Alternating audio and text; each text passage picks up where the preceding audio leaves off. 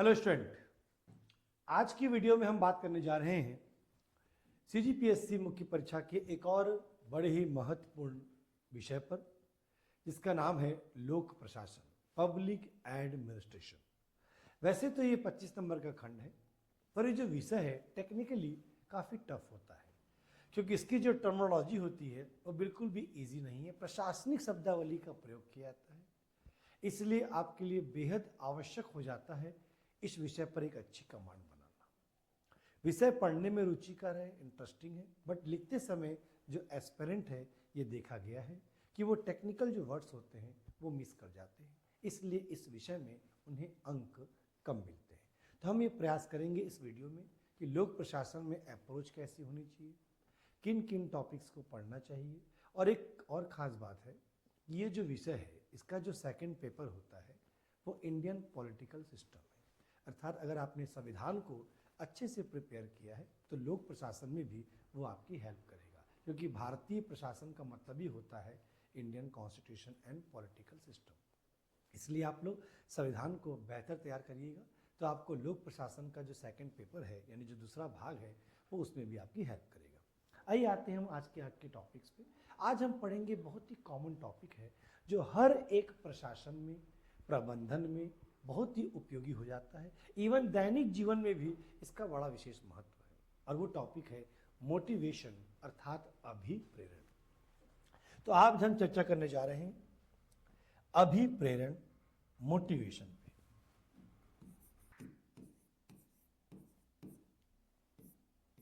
अभिप्रेरण या मोटिवेशन, वैसे तो ये कॉमन टॉपिक है, पर आपको जो स्टडी करना है, तो जो भी टॉपिक आप प्रिपेयर करेंगे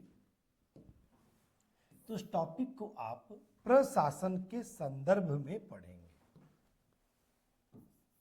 यानी प्रशासन में क्या महत्व है अभिप्रेरण अर्थात मोटिवेशन का, इस पर आपको ध्यान देना है। तो अभिप्रेरण क्या है, विशेषकर प्रशासन एवं प्रबंधन मतलब एडमिनिस्ट्रेशन एंड मैनेजमेंट में क्या रोल है, क्या महत्व है, ये आपको देखना है। देखिए, जो प्रशासन शब्द होता है वो हम लोग गवर्नमेंट जो ऑर्गेनाइजेशन होते हैं उसके लिए प्रयोग करते हैं, और मैनेजमेंट बेसिकली हम लोग प्राइवेट जो आपके संगठन होते हैं हम उसके लिए प्रयोग करते हैं, पर दोनों का मीनिंग एक जैसा ही होगा, बस नेचर दोनों की अलग अलग है।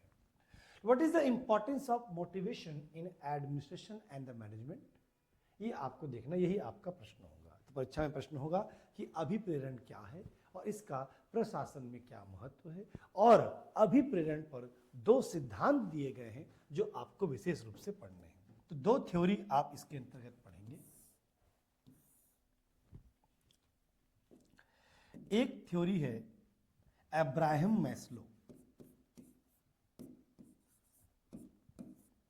बहुत ही फेमस सिद्धांत है मैस्लो का अभिप्रेरण पे, और एक है आपके हर्ज़बर्ग।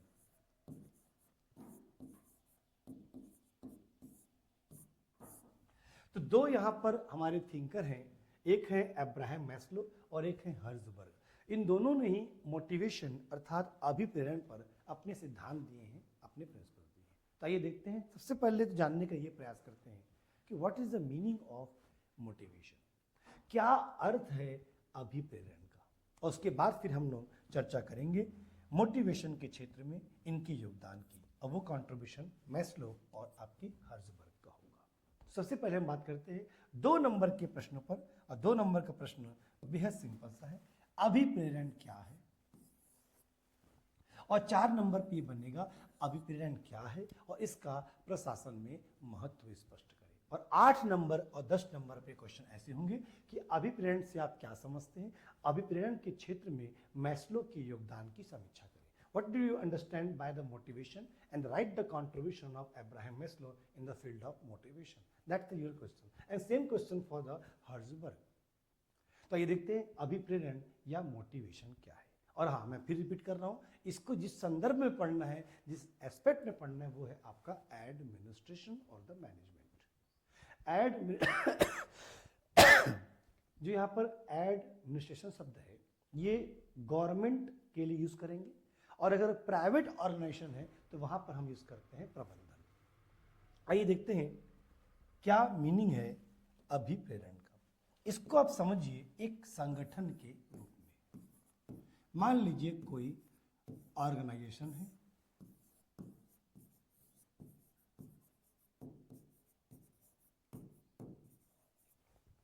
मान लीजिए कोई संगठन है, तो संगठन में जो कार्य करते हैं वो कहलाते हैं आपके कार्मिक, मतलब एम्प्लॉय।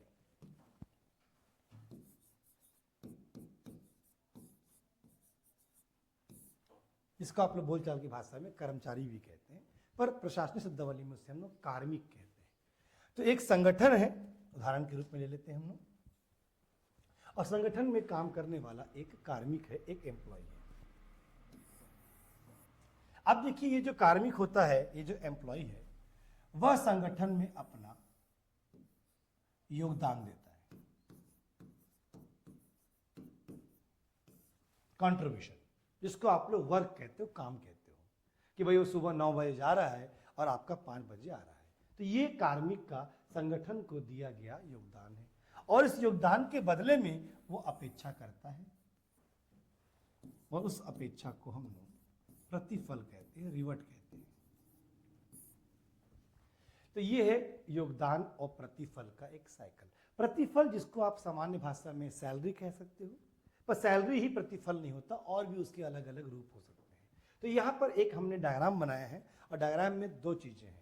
एक है संगठन, संगठन में काम करने वाला कार्मिक, संगठन में जो वो काम कर रहा है उसे हम कहते हैं योगदान, और बदले में जो संगठन उसे प्रदान कर रहा है उसे हम कहते हैं प्रतिफल। तो ये एक साइकिल है योगदान और प्रतिफल का, और यहीं से आप समझिएगा कि मोटिवेशन है क्या। अब ये जो योगदान और प्रतिफल का हमने एक साइकिल बनाया है, इसको 3 रूप में लेते हैं। मान लीजिए कि जो योगदान है,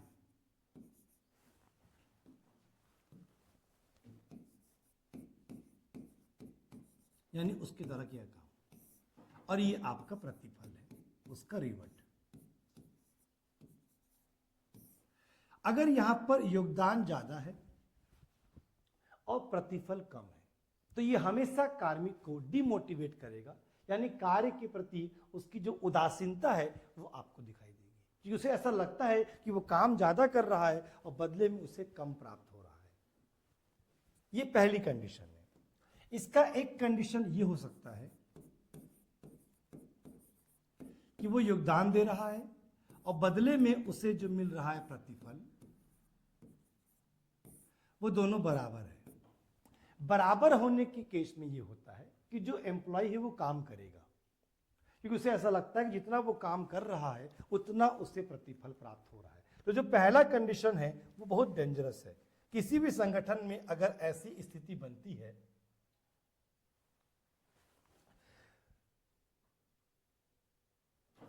तो ये उनको डिमोटिवेट करता है, अर्थात जो एम्प्लॉय है वह अपने संगठन के प्रति असंतुष्ट होता है।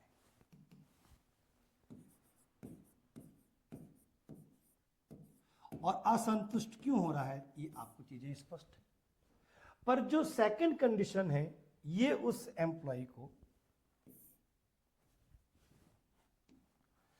असंतुष्ट होने से बचा रहा है, मतलब वो असंतुष्ट नहीं हो रहा है।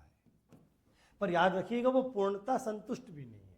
इसमें यह है कि वो सुबह 9 बजे जाएगा, 5 बजे आएगा, उसे ऐसा लगता है जितना वो काम कर रहा है उतना पैसा मिल रहा है, उतना उसको प्रतिफल मिल रहा है। पर ये चीजें उसके लिए मोटिवेशन नहीं है। पर अगर इसको हम इस कंडीशन में देखें कि वह अपना योगदान दे रहा है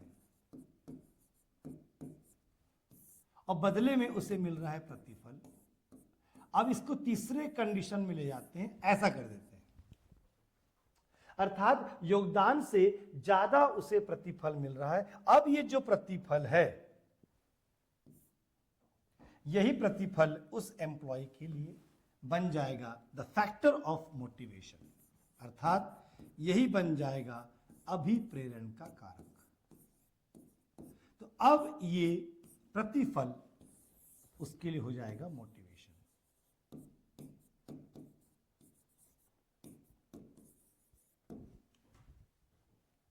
तो आप चाहते हैं कि आपका कार्मिक बेहतर कार्य करे, अच्छा परफॉर्म करे, उसकी एफिशिएंसी बढ़े, तो आप इस तीसरे कंडीशन पे कार्य करिए। ये जो सेकंड कंडीशन, इसे हम कहते हैं उदासीनता का क्षेत्र, द जोन ऑफ इंडिफरेंस। इसका मीनिंग ये होता है कि वो काम तो करेगा पर उसकी जो एफिशिएंसी है वो नहीं बढ़ने वाली। और अभिप्रेरण का मतलब होता है to increase the efficiency of the employ, मतलब जो कार्य करने वाले कार्मिक है उनकी कार्य कुशलता, उनकी दक्षता में वृद्धि होनी चाहिए, और ये तभी होगा जब योगदान की तुलना में प्रतिफल ज्यादा होगा। तो ये एक संगठन के पॉइंट ऑफ व्यू से आपने देखा कि मोटिवेशन करता क्या है। तो मोटिवेशन तब होगा जब योगदान की तुलना में प्रतिफल ज्यादा होगा। अब प्रतिफल किस रूप में हो सकता है, इसे आप समझिए। प्रतिफल यहां पर दो रूप में हो सकते हैं। एक हो सकता है आर्थिक प्रतिफल। आर्थिक का मतलब ये होता है कि जिसमें आप लोग सैलरी है, बोनस है, इंसेंटिव है, इन चीजों को रखते हैं। जैसे हमने यहां पर लिख लेते हैं वेतन, बेसिकली। पर मोटिवेशन के या प्रतिफल गैर आर्थिक भी हो सकता है। गैर आर्थिक यानी जिसका संबंध पैसे से नहीं है। और बहुत सारे मनुष्य ऐसे हैं जो केवल आर्थिक चीजों से मोटिवेट नहीं होते। उन्हें मोटिवेट करने के लिए आपको गैर आर्थिक कार्यों पर कार्य करना, जैसे कि प्रमोशन।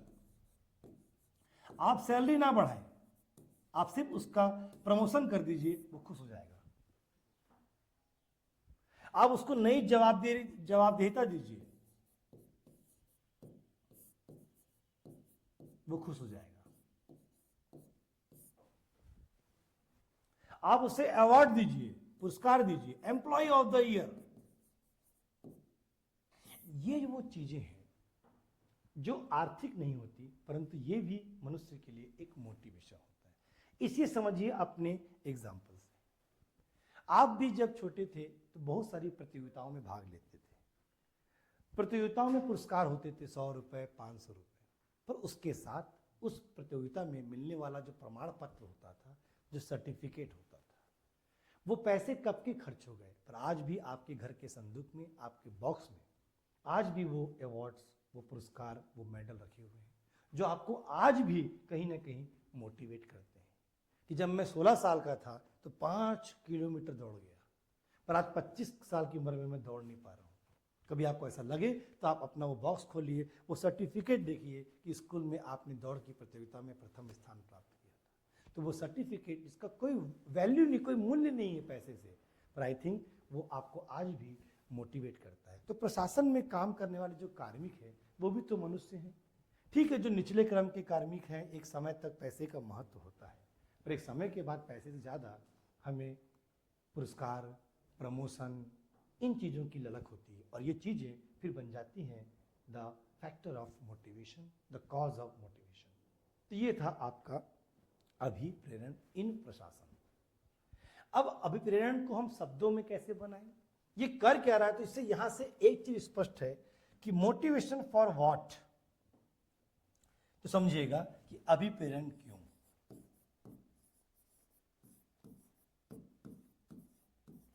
तो अभिप्रेरण का सीधा संबंध है जो कार्मिक है, जो काम करने वाले लोग हैं, उनकी दक्षता में वृद्धि। दक्षता की जगह पर प्रशासनिक शब्दावली कार्य कुशलता होता है, क्योंकि दक्षता शब्द का प्रयोग हम लोग मशीन के लिए करते हैं, मनुष्य के लिए हम वहां यूज करते हैं कार्य कुशलता। इंग्लिश में एक ही वर्ड है एफिशिएंसी।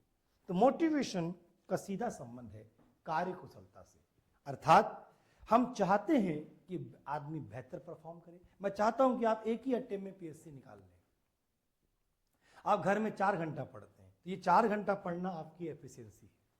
मैं चाहता हूं कि आप उससे बढ़ाएं, तो मुझे कुछ ऐसी बातें करनी होंगी, कुछ ऐसे एग्जाम्पल्स देने होंगे जिससे आप अंदर से एक्साइटेड हो जाएं और आपकी जो एफिशिएंसी वो बढ़ जाए। तो मोटिवेशन हम करते क्यों हैं? हम करते हैं आपकी कार्य कुशलता में वृद्धि के लिए।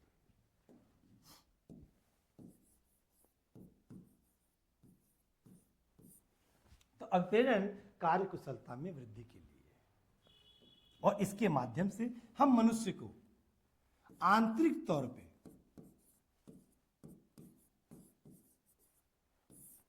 उत्तेजित करते हैं, एक्साइटेड करते हैं। देखिए, तो अभिप्रेरण का अभिप्राय मनुष्य की आंतरिक उत्तेजना से, जिससे वह या जिससे उसकी कार्य कुशलता में वृद्धि होती है और वह अपने लक्ष्य को प्राप्त करता है। तो यहां पर बोर्ड में मैंने 3-4 शब्द लिखे हैं। पहला है अभिप्रेरण, एक शब्द है कार्य कुशलता, एक शब्द है आंतरिक उत्तेजना और एक है लक्ष्य। तो यदि हम किसी को मोटिवेट कर रहे हैं तो क्यों कर रहे हैं? तो पहला है कि हम उसे आंतरिक तौर पर एक्साइटेड कर रहे हैं, उत्तेजित कर रहे हैं।